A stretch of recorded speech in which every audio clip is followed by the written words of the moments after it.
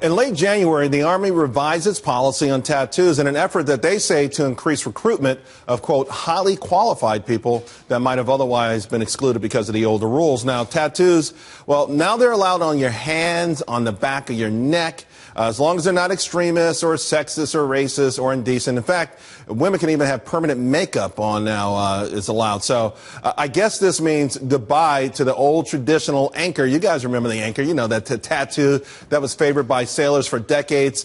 While the art of tattoos has evolved, the meaning of this anchor goes beyond the obvious association with the Navy. Now, under Roman control, Christians had to hide their religion. So they actually use anchors because to a certain degree, they resemble crosses. As a substitute, also it was a way to signal to other Christians. Well, right now, apparently over 30% of adults 25 to 35 have at least one tattoo. And I must say that the negative assumptions on their intelligence and behavior can no longer be stereotypes. Still, though, I wonder what this is really saying about the Army and why it's so hard for them to find highly qualified recruits. In the meantime, I understand I'm a long ways from being one of these modern-day hipsters. I don't have any tattoos. But considering all the news of late and all the trends around this country, I might find myself looking for my first tattoo. It might be an anchor, and not because it represents the Navy. All right, guys, let's talk about this here. The tattoos in the Army. I got to go to you, Jessie Jane, on this. What's your thoughts?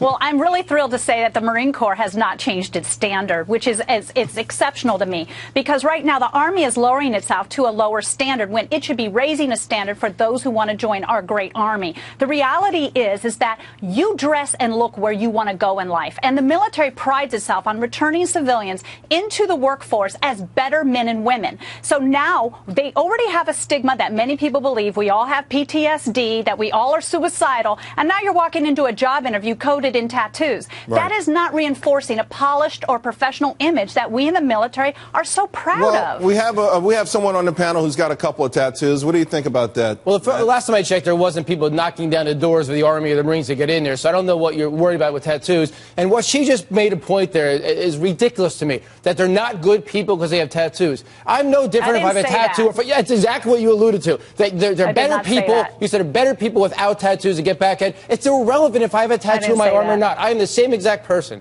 I think it's all about discipline. I think that I love the fact that Jessie being a Marine, it's all about the discipline and commitment. That's the best thing. And honestly, from a national security standpoint, you don't want to have markings on your body anyways that can identify you. Obviously, the Army doesn't care about that anymore. What do you think, Steve?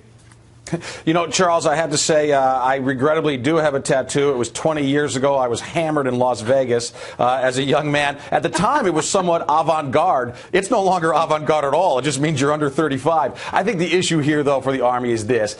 They need young technical people. Young technical people tend to be hip, and they can also make a lot of money. So you can't put too many restrictions on them if you want them to serve in the military. The military is not anymore just about being tough and disciplined. It's also about technical skill. And why does a tattoo make you unpatriotic? That's ridiculous. We're going to leave it there.